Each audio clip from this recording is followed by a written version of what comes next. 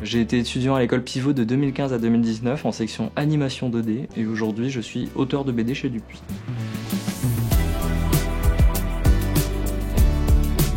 Ce qui m'a fait choisir l'animation, je dirais que c'est une volonté de progresser en dessin et une volonté notamment de progresser dans la fluidité de mon dessin. Je savais que j'avais l'envie et la capacité de faire de la BD, mais ce que pouvait m'apporter la section animation, c'était quelque chose de différent et que je n'aurais pas pu expérimenter moi-même tout seul chez moi. L'anime, ça apporte quand même une certaine rigueur, un certain enseignement. Du coup, j'ai commencé en prépa. Je suis arrivé là-bas en 2015 parce que je sentais de toute manière que j'avais pas le background nécessaire pour passer directement en tronc commun parce que le tronc commun c'est super exigeant et je voulais pas être largué dans ma scolarité, donc du coup je me suis dit je vais faire la prépa.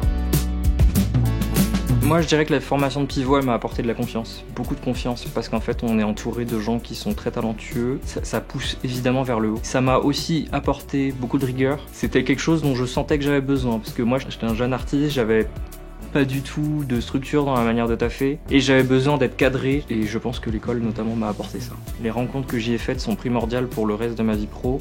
Je m'y suis fait des amis, je m'y suis fait des collègues, j'y ai rencontré mon milieu.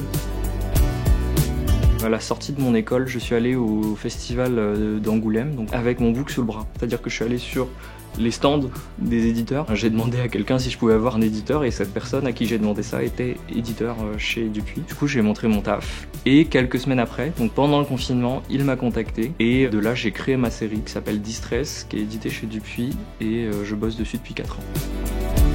L'élu, le concept art, c'est des trucs que j'aimais beaucoup parce qu'en fait ça regroupait un peu tout le reste. Donc c'était vraiment taf de création qui était très exigeant, très libérateur aussi, parce que c'est là qu'on pouvait exprimer le mieux nos différences.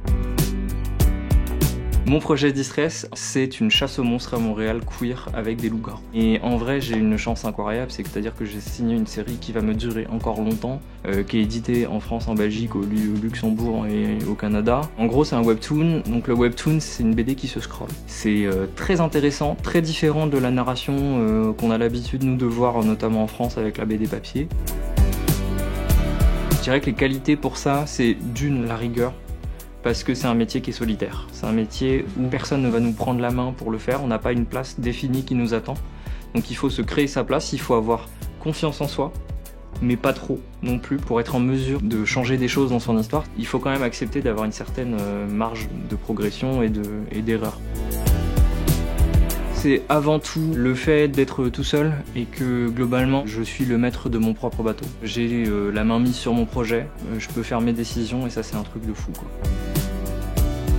Je dirais que si on y vient à l'école, c'est pour travailler dur, pour être critique envers soi-même, pour gagner de la confiance, gagner des contacts, mais surtout pour se remettre en question. Justement, le côté cravacheur de l'école Pivot, le côté très travailleur est très positif dans le sens où en fait on arrive sur le monde du travail avec une capacité de travail qui est remarquable.